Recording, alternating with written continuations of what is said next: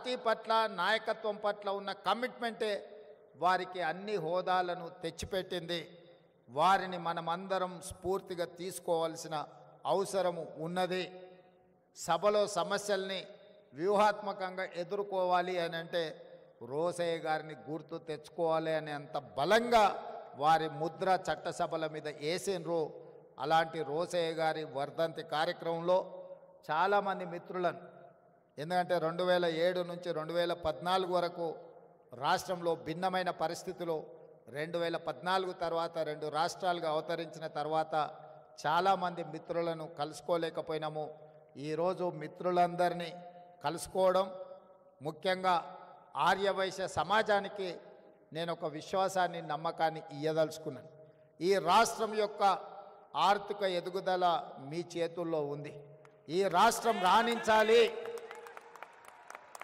ఈ రాష్ట్రం రాణించాలి, ఈ రాష్ట్రం అభివృద్ధి పదం వైపు నడవాలి, ఈ రాష్ట్రంలో ఆర్థికంగా బలపడాలి అని అంటే మీరే కష్టపడాలి. మీరే ఈ తెలంగాణ బ్రాండ్ అంబాసిడర్లు.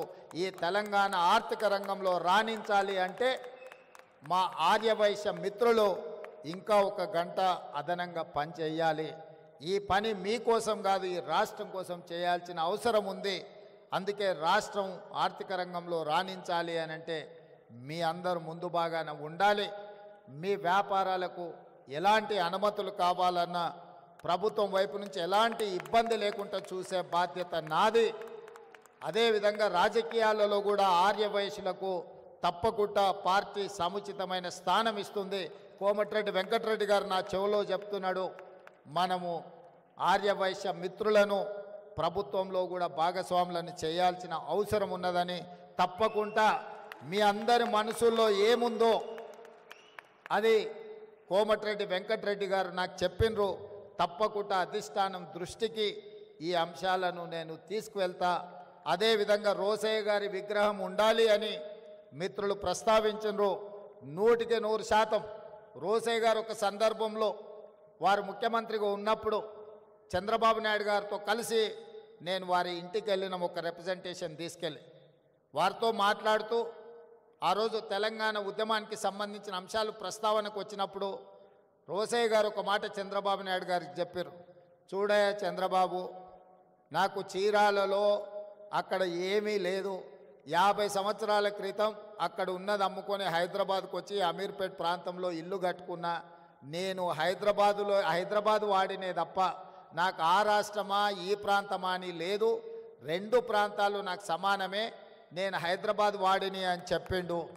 ఈరోజు నికార్సైన హైదరాబాదీ ఎవరైనా ఉన్నారంటే రోసయ్య గారు అని చెప్పి నేను సంపూర్ణంగా విశ్వసిస్తున్నా. అలాంటి నికార్సైన హైదరాబాదీ రోసయ్య గారికి హైదరాబాదు నగరంలో విగ్రహం లేకపోవడం అనేది లోటు. తప్పకుండా రాష్ట్ర ప్రభుత్వం ఒక మంచి ప్రాంతాన్ని మీరు చూసి ప్రభుత్వానికి సూచన చేయండి.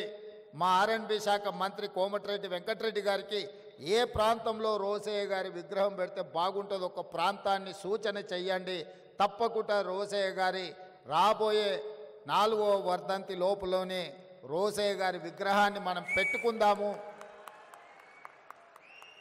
ఎందుకంటే వారు అందరికీ స్ఫూర్తి, ఆర్యవైశ్య మిత్రులకే కాదు, ప్రజా జీవితంలో ఉన్న వార్డు మెంబర్ నుంచి పార్లమెంట్ మెంబర్ వరకు, రాష్ట్ర మంత్రి నుంచి కేంద్ర మంత్రి వరకు, ముఖ్యమంత్రుల వరకు